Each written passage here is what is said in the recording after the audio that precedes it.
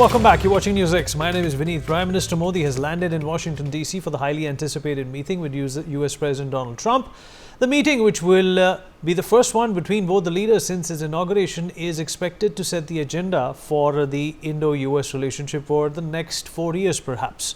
Prime Minister Modi will also meet Tesla and SpaceX CEO Elon Musk, Vivek Ramaswamy and Mike Waltz.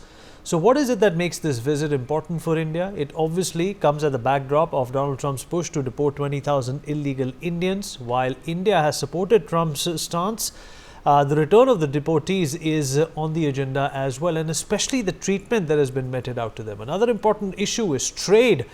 After Trump imposed tariffs on steel and aluminium imports, Donald Trump has also expressed his desire to sell defense products to India, which will be crucial for India's defense modernization push. Let's not forget that this also comes as Trump administration is cracking down on U.S. aid and also on George Soros and his network. Before this visit, the Prime Minister has met with Director of National Intelligence Tulsi Gabbard and U.S. Vice President J.D. Vance and discussed investments in nuclear energy and also artificial intelligence. So what can India expect from the Modi-Trump meeting, and what fresh synergy we will witness between the two leaders? It's going to be an important discussion, one that will set the agenda for the next few years. Well, we'll talk about this with our guest. Joining us on the broadcast is Daniel Boardman, journalist. Also with us on the show is Major General Dr. S.B. Asthana, strategic analyst. Ambassador Funchok Stobdan, former diplomat, also with us on the show. We have Amjad Ayub Mirza, foreign affairs expert, joining us on the program. Pramit Pal Chaudhary, senior journalist, with us on the show as well. Ravi Karkara, co-founder, the AI for Food Global Initiative and author of AI for Food Movement USA, is also joining us on the show. Thank you everyone for being a part of this conversation. Daniel, I'll begin with you. Thank you for joining us. I hope you can hear me.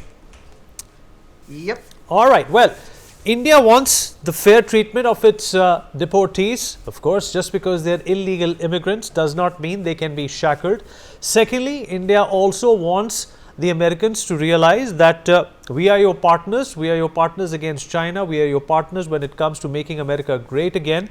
Donald Trump believes in fair trade. He also feels that tariffs which are imposed by other countries, including the BRICS nations, is something that he will not stand for, and yet he wants to sell us defense equipment. There seems to be overlapping of interests over here. What do you think is going to happen at this meeting? Well, I mean, there's a lot of stuff up front, but I think it's very productive for India. I mean, you have to look at the sort of the previous context, the last sort of 40 years of U.S.-India relations, and the West doesn't really understand too much about the region. They think they're friends with everyone. The Indians remember 1971 when it was, this is where the sort of Russian affinity really came off, because the U.S. wanted, they were not a great ally. They wanted half measures in the war against Pakistan and all that going forward. And what you've had in the last 40 years or so, maybe more, is the U.S. foreign policy in Southeast Asia has kind of been made for the Cold War and kind of put on cruise control. And it started to run into some problems because there hasn't really been a sensible update to where the region stands and all the different geopolitical players. This is what Trump really represents to the world, is sort of this new shakeup. And India stands to benefit greatly, and so does America. I think Donald Trump can rightfully see what I see, is that India is a burgeoning superpower, and sort of getting into the ground floor is going to provide huge benefits 10 years down the line, 5-10 years down the line. With the new Trump administration coming in, having a brand new geopolitical philosophy, it's something that India can really, really get behind, because India is it's very in the middle and everything. I mean, India doesn't have like these massive global partnership networks. India does like bilateral relations. That's how they work in a foreign policy way, right? India is, looks at each country individually and tries to manage that in the region they live in. So with Trump coming in, this is kind of Trump's philosophy too, is like, I'm going to sit down in a business room, a board meeting with you, and we're going to talk about stuff that we need. So, I mean, India, like, okay, don't shackle the illegals coming back on the plane. Okay, fine. Is this a violation of human rights? No, guys, there's like 8 billion things more important, but the Indian media got carried away with it last week. Okay, so fine. When you deport illegals, make it look a bit nicer. Okay, that's an easy fix. But what it really comes down to is trade, okay? India wants U.S. weapons because every reasonable country wants U.S. weapons. The one thing you should have learned from the Israeli strike on Iran, the second one, is, you know, American and Western-backed weapons are far, far, far superior to the Russian-made weapons on every single metric. So having U.S. Backed weapons and then probably convincing them to stop selling them to Pakistan puts India in a much, much, much, much stronger regional position. So India wants that. They're happy to buy weapons from the U.S. because they're good weapons. They'll probably be happy to buy oil from the U.S. because every country needs energy. India isn't a giant, oil producer. They have they're a textile superpower. They can figure, right? They have 1.5 billion people. They're a huge consumer market. Between Modi and Trump, two business-minded people, they can work things out, right? We have money, you have money, we have people, you have people, you have resources, we have resources. We can figure this out. This is something India's very, very good at. It's just been stymied by, I think, what I've seen is U.S. foreign policy that's been on cruise control, and you've sort of had the inmates running the asylum. Like, I don't really think there was any conscious top-down, let's mess around with Bangladesh. But there was people being paid tens of millions of dollars to mess around with Bangladesh, and that was just, general, center-left technocrats given their save the world money. They had to invent things to save the world, so they got carried away. This is all being rolled back. So a lot of India's regional concerns, which is the American shenanigans pulled in the region that for no good reason, that doesn't even benefit America, doesn't benefit India, and looks like it doesn't benefit Bangladesh either. Extrapolate that out further. Right. With Trump sort of shutting this down, and coming in with a much more India mindset of, all right, let's talk one-on-one. You got this, I got this. Let's make deals and do business. This is where India thrives. So it's really a shame that Canada couldn't have figured out we have resources. India wants to buy our resources. Let's give them resources. They give us money. We couldn't figure that one out. Japan tried to offer us billions of dollars to buy our oil and natural gas, and we told them to kick rocks, and now they're buying it from America. So you're seeing this brand new philosophy in Trump where the last 40 years of Southeast Asian policy and global foreign policy, it's kind of been put on cruise control in a lot of places. Not so much with, you look at Iran, that's always been updated. Certain parts of the Middle East have been right. But the areas that America Daniel, has I also not want been you to on, reflect on what the stance that Donald Trump has taken against Canada. What do you make of yeah, that? I mean, what do you think of that? I mean, there's a lot of bluster. I mean, Canada's not going to become the 51st turn it state, into the but 51st stage, and Elon Musk constantly tweeting against your prime minister. Is that a sour point? Yeah, I mean, the Canadian Liberal Party has gone very anti-Trump over the last few years, and they sort of antagonized him and had no plan for what would happen if Republicans ever became president. They had no plan for what would happen if a Republican ever came back into office. It was insane. And Canada is, again, we're a human trafficking fentanyl economy. We're not a resource economy anymore.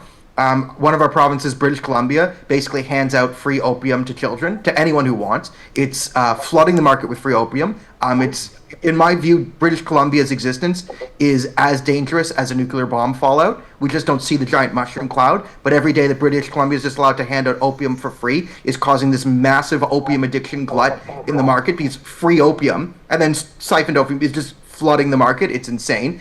We're not even selling drugs. We're not even selling them. We're just giving them out for free. It's an absolutely insane thing. If we were at least profiting, but all this type of stuff is, it's aggravating Trump. I think you're going to start to see if there's security cooperations between India and America, and there's some reevaluation of have the West been messing around with this whole Khalistan thing. You could see, I don't think Donald Trump has any particular affinity for the Khalistan movement. I don't even think he understands what it is. But if the Indians just say, here's what it is, it's kind of terrorist, Pakistan, we'll buy lentils or something, and do you really think so, Daniel? Do you really think so? Donald Trump has no clue about Khalistan and the Khalistani elements. He's spoken about the atrocities against Hindus in Bangladesh. So obviously, he's keeping an eye out. Yeah, I mean, listen, I do think he has something. I think he's keeping an eye on it. I think he has good people around him. And I think I know some of the people who are listen, Donald Trump's the type of guy. If you can bring something to his attention, you could say, here's mobs of Islamists murdering Hindus. And he can actually see it. He's special in the sense that he can watch a video of someone stating their motivations clearly. I'm committing mass murder because these are my ideological motivations. Donald Trump is the type of guy who could say, yes, this is why he's doing it. I always say, when it comes to Israel-Palestine, there's two different types of people. There's a group called Palestinian Islamic Jihad, and they're a terrorist organization. There's people who look at Palestinian Islamic Jihad and say, these might be a group of Palestinians interested in doing Islamic Jihad. That's a Trump type. And then there's people who look at that group and go, well, it's more complicated, maybe, but there's, right? So most of Western foreign policy has been group two. Donald Trump has sort of group one thinking of. He can look at something. So if Modi and the Indian government in a room can bring to him, hey, this is our problem with the Khalistan movement. Here's who these people are. Here's them saying all these crazy things. You know, here's a business, because the Khalistan movement, right, in Canada, it's insane. They can provide a couple $100,000 to political parties here and there, and you can, okay, get some money in that. But other than that, they have no value, right? If you were to get rid of the Khalistan movement and then do deals with India, like our trade can go from 5 billion to 10 billion to 15 billion to 20 billion. That's real value. Like India as a country has value to do business with. Khalistan as a fictional concept has none. Negative value, you can even argue. So if someone reasonable and competent in the Indian government can bring this issue up during negotiations, there's no reason why Trump would say, oh, no, we really need, Panoon running around threatening to blow up airplanes. That's a big part of my foreign policy. I don't think Donald Trump's going to be like, oh, yeah, we need that lunatic to keep doing that. Okay. So. All right. Okay. All right. Great points, Daniel. Stay with us. Let me, in fact, also rope in Ambassador Stobdan into this conversation. Ambassador Stobdan, I hope you can hear me, sir. Yes, sir. All right. Well, diplomacy is not a big forte for Donald Trump. He likes to carry his heart on his sleeve. That means he's going to say what's on his mind. And he's already done that. He wants to trade with India, but at his own terms. So far, India has been able to pull off, its own demands while Joe Biden was around. Do you think that atmosphere is going to continue under this new and revived jingoistic, a philosophy that Donald Trump has come back with? No, so far I haven't noticed anything negative from Donald Trump, specifically on India. There are general things, as you said, about the immigration and the tariff and other things, but it is not India specific. He has made it quite an open thing. So I don't know, but my concern is that why India had to rush through this visit within 25 days. But I'm sure that is where the diplomacy comes in. There must have been some compulsion, some serious homework must have been done. And it may not be necessarily about bilateral issues alone. There must be some big picture agenda, I'm sure you're going to discuss Ukraine, Russia peace, or Middle East, and many other issues. So just hold on to that thought. Those are live visuals coming in, folks. The Prime Minister is in conversation with Mike Waltz, the National Security Advisor. And this is one of the first meetings that the Prime Minister is having. As you can see, both the individuals beaming there. The Prime Minister, of course, in deep conversation with his delegates. I can see, I think I can see Mr. Ajit Doval there with the Prime Minister. Of course, important matters are being discussed at this point in time. The MOUs, the discussions, the concessions, hopefully, will in fact be put out in some time. Ambassador Stobdan, kindly continue, sir. Apology for that. Yeah, my sense is that, there have been so many issues piled up in the last 1 year or so.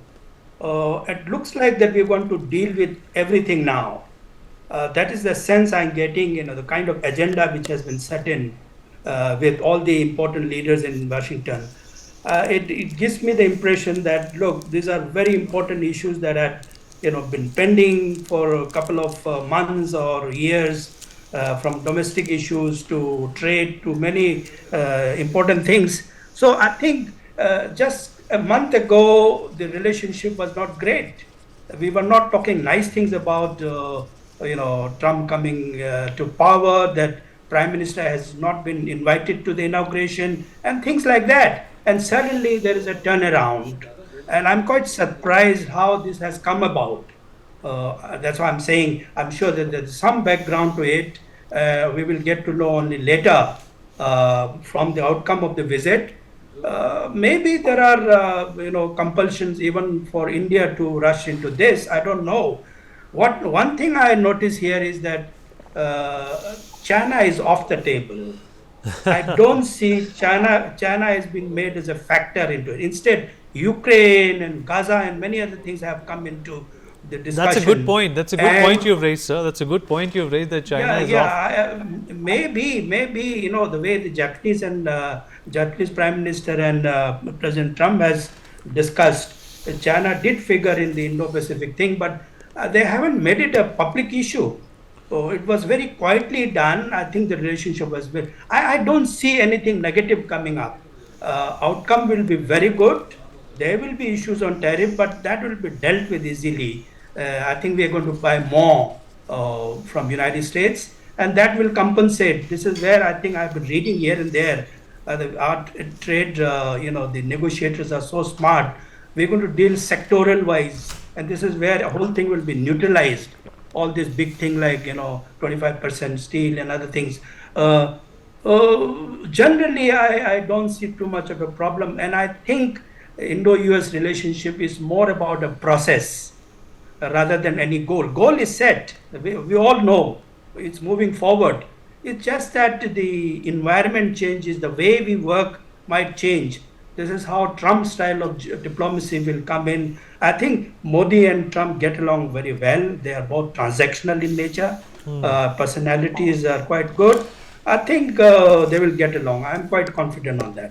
All right, General Asthana, let me bring you in. What I liked about what Ambassador Stoban said, that China is off the table and all those opportunities are going to come India's way. And I've already said, and this is the general feeling also, that the Americans perhaps need India more than ever before for a multitude of reasons, because they want to relegate China. Donald Trump has a score to settle with the previous Democratic presidents, including Obama, who, for more reasons than one, have been held responsible for elevating China to this indomitable position that they're in at now. And it seems to be India's turn, General Asthana.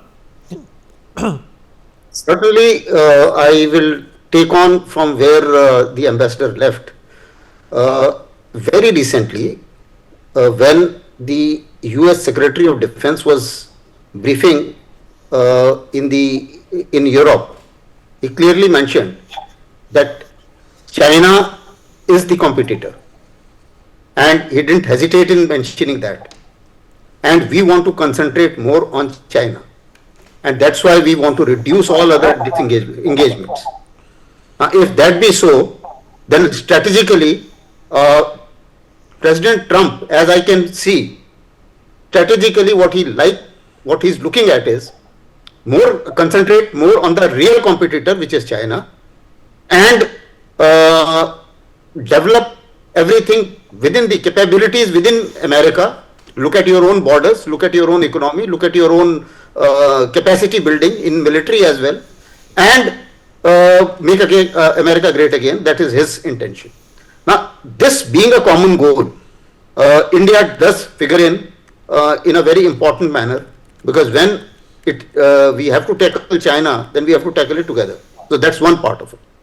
The second issue is, I agree with him that the issues of tariffs and all other issues are not unsurmountable. For example, now as far as tariff is concerned, yes, we have trade surplus in India's favor, but we also have deals which America has not been able to give us in time. We are looking at 99 engines from GE, and those F404 engines are very critically required. Now, the moment these engines are supplied, the moment those Reaper Mark II, which we have already demanded, are supplied, the moment other things which we are looking from, we have signed ICET, all right, but nothing very much has materialized. So we are looking at a whole lot of cooperation, collaboration, as well as import of the technology as well as the equipment. Now, so there is a chance, if we buy that, and if these deals are through, because these deals are stuck for some reason or the other. Now, if these deals are through, then imbalance can be handled. As far as immigrants are concerned, I agree that we need a dignified exit. There is no doubt. Everybody who is an illegal immigrant, he should get out from that country, and he should be accepted by the country whom he legally belongs to. There's no doubt about it. And I think we have said it in uncertain terms. The only tweaking required is that instead of they sending in a military plane, we will send our aircraft, a civilian plane, and get those immigrants. And next flight onwards, and this was being done earlier as well, this can be restarted again. So that's not a big deal. And I'm sure with the two leaders meeting, this can be resolved. Similarly, as far as things are concerned, like somebody pointed out very rightly, these Bangladesh issues and people unnecessarily trying to get around left, right, and center. I think he is more focused towards cutting down these expenses and not getting involved in too many things outside. So his focus is very clear, and with this, same is the case with our Prime Minister too. We have been having very good relations between the two countries, and there is no reason why that should get disturbed by any stretch of imagination. Both leaders certainly would like to put their country first and are hard bargainers and will like to bargain. So I think that bargaining would continue. So that is something which we will have to look at. Similarly, there are a whole lot of other issues. The defense cooperation, people-to-people ties. Now we have 54 million NRIs and 35,000, more than 350,000 students, big diaspora, and I'm sure those visa issues and all, that also perhaps, there is no, he has not singled out India in any of these issues. Similarly, as far as tariffs are concerned, he has not singled out India. So at the same time, even if Prime Minister Modi cannot secure exceptionalism for India, that should also be okay, because what he is doing for the rest of the world, he may find it difficult to do to excuse India. But what I am little worried about is that there are few issues of divergences. One is Chabahar Port. Now that is one issue of divergence where Trump is deadly against Iran, and we need Chabahar Port very badly for our strategic reasons. Now that can be a point where perhaps we will have to make some kind of compromises in some manner or the other between both sides. We will have to negotiate and hard bargain it and give them and convince America that it is in their interest too, because a connectivity to Central Asian republics and connectivity to Afghanistan and thereafter to Central Asian Republic is important, and it should not be totally controlled by China. Now that connectivity, as of now, if we don't have this corridor through, will be totally controlled by China. So this kind of perhaps arguments we will have to give in favor of, and there is nothing else very much. Earlier we were able to convince him, and we got a waiver on Chabahar Port. So I don't feel no reason why we should not be able to convince him again. Back to you, Vineet. All right, okay. Let's also open Mr. Amjad Ayub Mirza, Foreign Affairs expert. Mr. Mirza, I hope you can hear me, sir. Mr. Mirza, are you there with us? All right, please unmute yourself, sir. I'm trying to, but seems okay. There you are. I can hear you now, sir. All right. Well, General Asthana did say that India has not been singled out, but Donald Trump has targeted BRICS. He has said that countries like India are very big abusers on trade, and there is something that needs to be done about it. Do you think that there is always this distance between the lip and the cup when Donald Trump comes into the picture? He might say one thing and then do another, and that's exactly where India can exploit, or rather, for the lack of a better word, leverage the situation. Well, thank you very much. I think that Donald Trump has got this impulsive trait in him. He says suddenly, like a knee-jerk reaction, he listens to something and then he presents his so-called common sense solution. But let me remind you that India's exports, worldwide exports, 18% of India's exports go to America. And now with this aluminium and steel tariff, this general tariff, that any steel or aluminium will enter U.S. will have to pay 25% tariff. If we do not get any concession in this, it will cost our economy $1 billion a year. So maybe I think that they will find a way that if they cannot waiver this this tariff for India on steel and aluminium, then at least they can do it for some key industries of India. The other thing is we have already extended a hand of cooperation in our union budget, this recent union budget. We have already reduced tariff on American goods from 13% to 11%. So, before even Trump has asked for concessions, we are showing our goodwill, and this goodwill gesture, I think, should uh, go quite far. The other thing we should understand is, I think, which is at stake, is the question of H-1B visas. Now, the biggest beneficiary of H-1B visas are from our country, India. And now it's been capped. So I think one of the other issues under discussion should be that this H-1B visa cap should not only be removed for India, the annual quota should be increased. That should be another thing that should matter. Now, globally speaking, I think Donald Trump's claim about taking Canada back and developing Gaza as a property plot into a Riviera and, into a new Las Vegas in the central Middle East. These things have got political implications, and I would like to refer to what Daniel Boardman was mentioning in his contribution, that the Jordanian and the Egyptian and the Palestinian, they are still in the Cold War cruise control mode.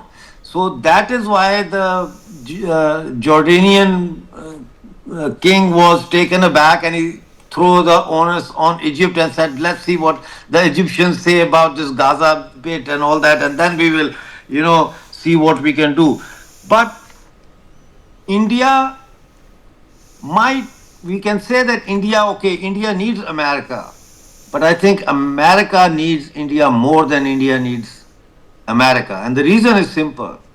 It is about India-U.S. global and strategic partnership.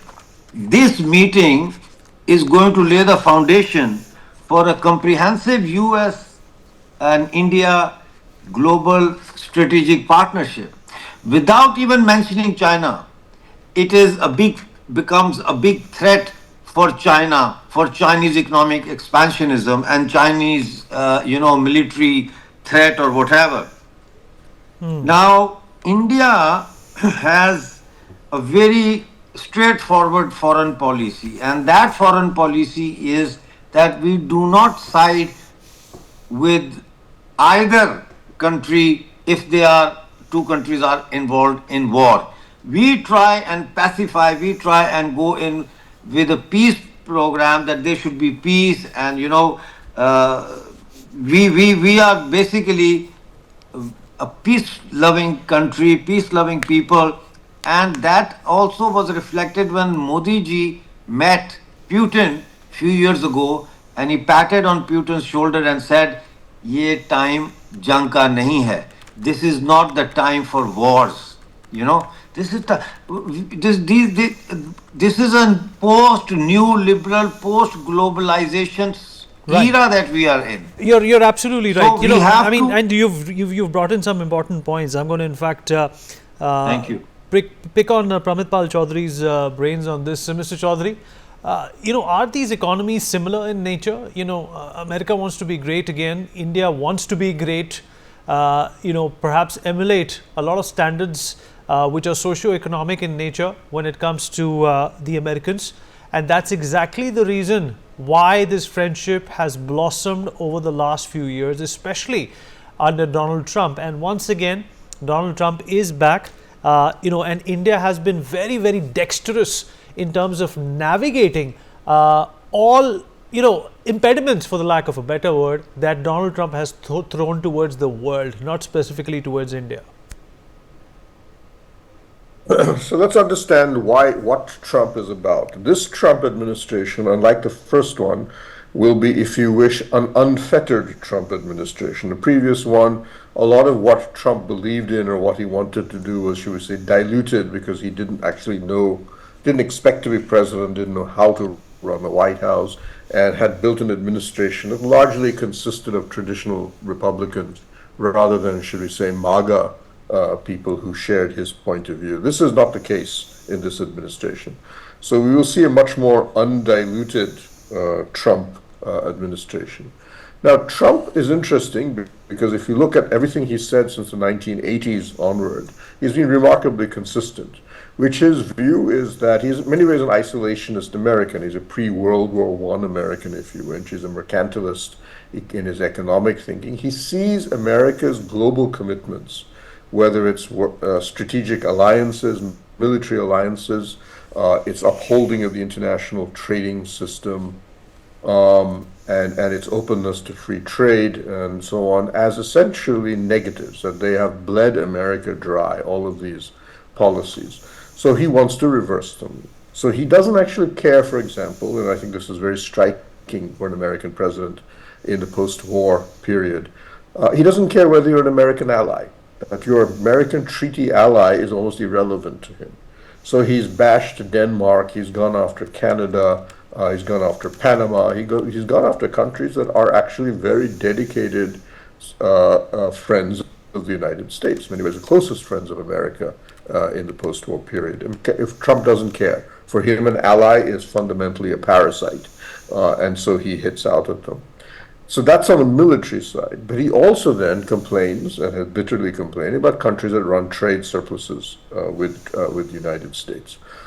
And he's gone up a hit list of 10 such countries that top the list. India is number 10 on that list. We're not a big trade, we don't run a major trade surplus, about $40 billion in the last calendar year. Not great, but still something that bothers him, and he wants to correct that. Mitigating that, however, is that he seems to have a good relationship with Modi. He sees Modi and himself and other right-wing leaders as part of some sort of global trend. If you look at the people he invited to his inauguration, Milei of Argentina, Meloni of Italy, Duterte of El Salvador, people who don't actually make much sense, but the only thing is that they're part of a right-wing milieu that Trump sees himself as part of a sort of leader of a populist right-wing movement globally. So that is a positive.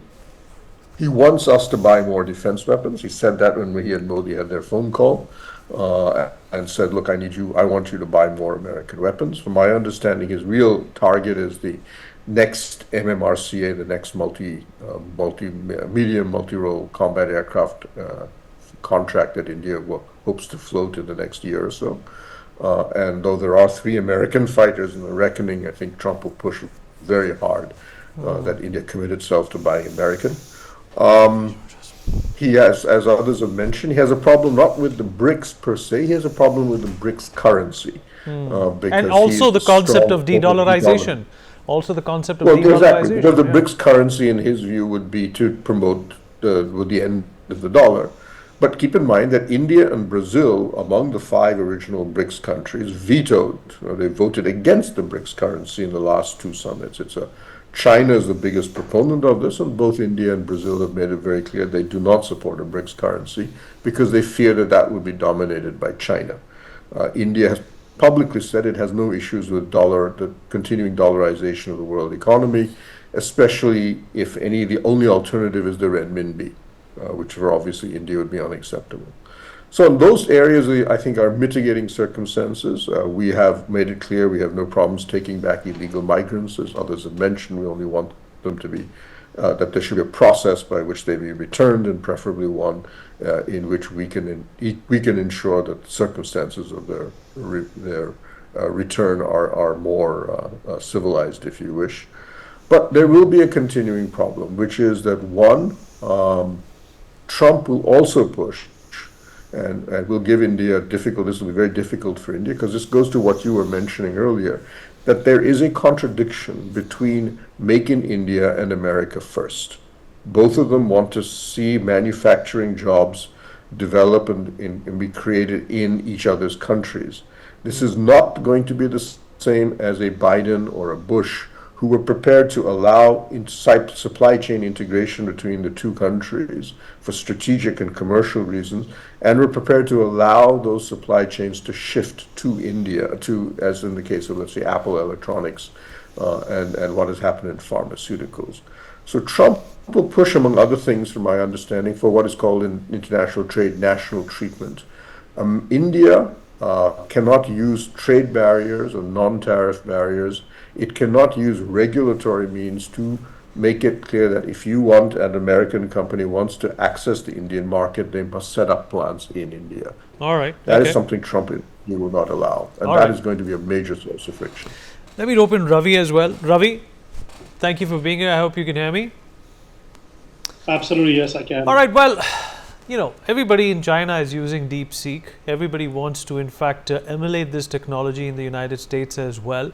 OpenAI, ChatGPT, of course, very important in the technological prowess and plans and projections of the Americans. India has always been considered as a country which has been ahead of the curve when it comes to technology. Though we don't have our own engine when it comes to AI, it perhaps will be developed because the government supports it. How is this process likely to pan out in favor of India, considering the fact that America does not want to use China for most of its endeavors anymore? So really want to underline the last point, which was China, and that's why I really feel that implicitly there'll be a lot of discussion. Where are we? I'm based out of New York. Where are we here in America? Like, there's a huge focus when it looks at the deteriorating condition of infrastructure. The manufacturing and building has gone to a 6. And Trump and everybody here is in a very, very strong sentiment, which is make in America now. I think that's something which is very, very strong.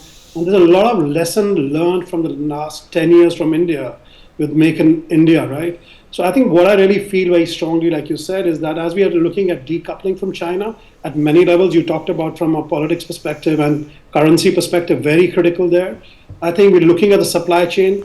So I think with the AI-driven fifth industrial revolution, I do a lot of work on AI in food, AI in manufacturing, AI in factory GPT, for example. So where I really feel the focus will be that there will be a strong coming together of India and USA on the manufacturing bit, because I think that you definitely need in the next 10 to 20 years, not just for India or USA, but definitely for the world. The reliance, for example, semiconductors, another very important area. I think that will surface today. I think looking at the pool, so really linked to the H1B1 is also really getting qualified, skilled professional, because India has been investing in skilling its professionals, especially the young folks, on AI skills that America would need. So, the reason why all the H1B1, and Daniel also spoke about it in some of his interviews, the reason it went down was because we realized we have to recruit people here. We don't have people who are skilled in AI. And India has been working on this for a very long time. I think where India gains is really from that you see the conversation between Satya Nadella, Sundar Pichai, or Arnab and others on India now very clearly with the Minister Ashwini saying that we need to build our own model. I think that's where you need to see, especially from a data security perspective. And I think the reason, I was on LinkedIn, I tweeted also about that, yes, DeepSeek is great, but where is your data? Ultimately, it's all about data. Every single model, you need to make sure that data that US is holding, America is holding, the data centers have to be reliable and are secure. I think that's where the future will be. So I think one critical piece will be learning from India on various aspects of manufacturing, its skilling of professionals and what can really happen. Because some of the universities here that we work with, I can't name the universities, there's no skilling on AI happening. And these are top universities, and you'll probably see that on my LinkedIn feed that which university we're talking about. So I think India has done well, but India has not been able to really invest in its own models. And whereas many Indian diaspora people are sitting here in America and working on those models. So I would see that'll be interesting to see if there'll be a reverse trend and a cooperation there. I think last not the least, really, I want to underline, not from a trade perspective, but from a political perspective, I'm really looking for UN reform, especially P5. I think Security Council is something that will really come up. And I think one thing which I was trying to see, what is common between Trump and Modi is that they've been under continuous attack, right, by the left media and Soros and others. I think you see that breakthrough, and Daniel has also spoken about it earlier. I think we'll see some kind of coming together, the fourth leader to meet with him. But the stature is very different, right? The stature here is of India, which is an emerging market. We work on a New York Investment Forum. By 2047, it's expected that the wish list is 35 to 45 trillion economy. The only country, the only partnership that can really make it happen is going to be America, and vice versa. Like you said earlier, for America, you said very well that America needs India too. So I think it'll be great to see that, unlike Biden, who took forever. By the time I was at the White House summit, I was at the CEO summit. By the time Biden really understood the importance of really India from an economic trade perspective, it was already too late. And I think Trump wearing his hat as an entrepreneur and a politician, and again, I think Modi ji is a politician and an entrepreneur. I think it'll be very interesting to see some very critical roadmap coming together. So I hope it's going to be at multiple level. It's going to be at a political level. It's going to be a geo, regional, and national security perspective. It needs to be also I work on sustainability. I know Trump is not a great fan of sustainability, but I think issues of renewable energy, especially I would say EV should surface because of Elon Musk. I think the lithium discovery in India should be a critical base again for this opportunity. All right, valid points there. Great points there. Daniel, I'm going to bring you back in.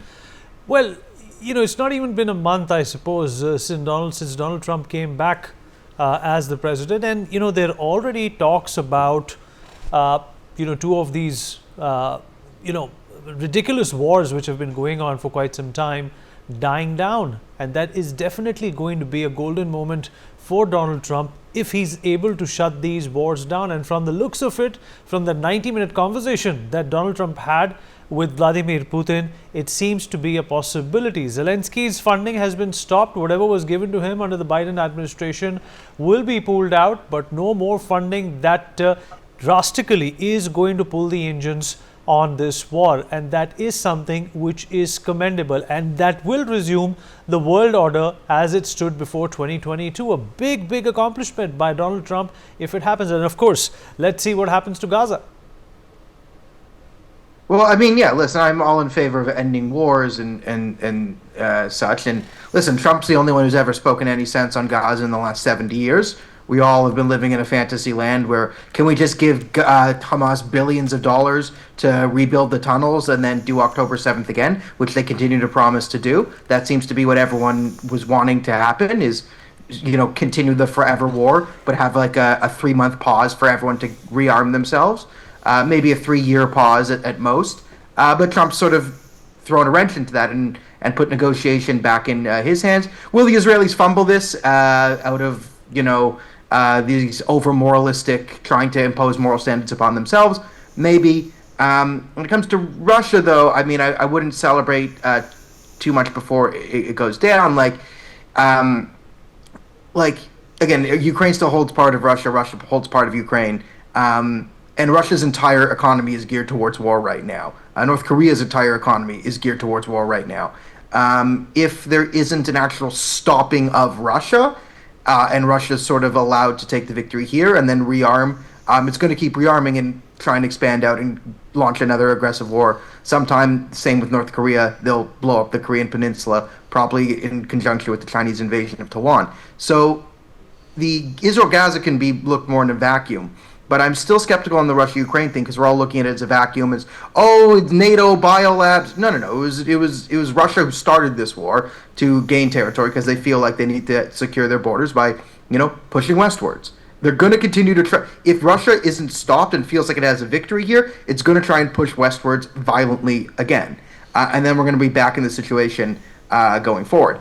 Now, what I am sort of hopeful with Trump shaking things up is he needs to shake the Europeans into shape here. Okay, The Europeans need to defend Europe. He's absolutely right about this. They've been relying on America while sneering at it to take control of their entire defense. That's not a viable long-term strategy, right? Everyone's, hating on India for buying Russian oil, but, India is at least smart enough to buy Russian oil at a low price, then refines it, then sells it all to these Europeans who are boycotting Russia. So it's all a farce. And the Europeans need to get themselves in line and figure out their priorities energy-wise and security-wise. If the Europeans continue to flounder and make, hating America and smoking cigarettes their number one priority, then, you're going to see chaos throughout Europe. So I don't think Russia-Ukraine is solved just yet because the Russia-Ukraine isn't fighting for the reasons you hear on Twitter from either side. It's pretty much, an expansionist war by Russia to regain some former glory, and also it's sort of a mad dictator at this point, thinking he could have taken Ukraine in 3 days, but failing to do so. Putin needs to save face to continue to look like a strong man. So the ending of Russia's aggression is going to take a little more force and finesse than I think we're all saying right now. But listen, if the bloodshed comes to an end and the Russians sort of withdraw on some lines and Ukraine gives up the cursed territory and it pushes the Russians back and they get parts of the oblast or whatever it is, and then we have a settling here, yeah, that could be good because wars destabilize. But again, to pretend that Russia had some motivations or anything, no, this was an expansive Russian war, and until you actually deal with why Russia started this war and preventing Russia from doing it again, you're not going to actually end the war. And this is what Trump's very good on in Gaza, is actually getting to the core of the issues, and instead of what NGOs on Twitter are saying. So if we get the same approach with the Russians, I'm optimistic. Listen, it can't be worse than what the Democrats were doing. This war of half measures on both sides. Half measures never fix anything. So Trump at least has the willingness to go full one way or the other, and the unpredictability to solve this. And that's what you actually do need to fix a war. So I'm not going to celebrate before the Russia-Ukraine war is over. There still needs to be a ton more to do there, but I'm more hopeful post-Trump election that it can come to an end sooner rather than later. Right. General Asthana, quick point from you, sir, before we in fact get into a very short break. Wars, like Daniel said, should be shut down. Nobody is in favor of wars. And Donald Trump, has always extended this olive branch, including an olive branch to a country like North Korea. And now he's made his promise come true as well. He's halfway there when it comes to shutting down these wars, which will definitely benefit the American coffers as well. How is it likely to benefit India as well, in your opinion? See, stopping this war certainly will benefit the entire globe, including India. And the approach is also very clear and very concise. Their defense secretary, when he mentioned that, no NATO membership to Ukraine, and he also mentioned that return to 2014 borders is impractical. So considering these two things, what I'm quite happy about is that Americans have firstly realized as to what is the ground situation. It's not as easy as they thought it to be. And secondly, there is a ground position as of now in which there are certain things which are possible and there are certain things which are not possible.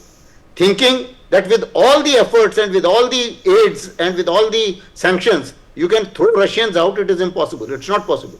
So this has been realized, and he said so in no uncertain terms.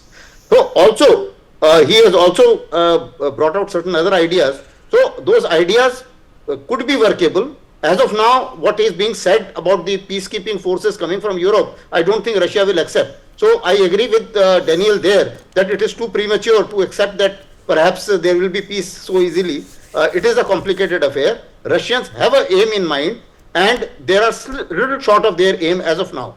And they would like to complete that aim as well.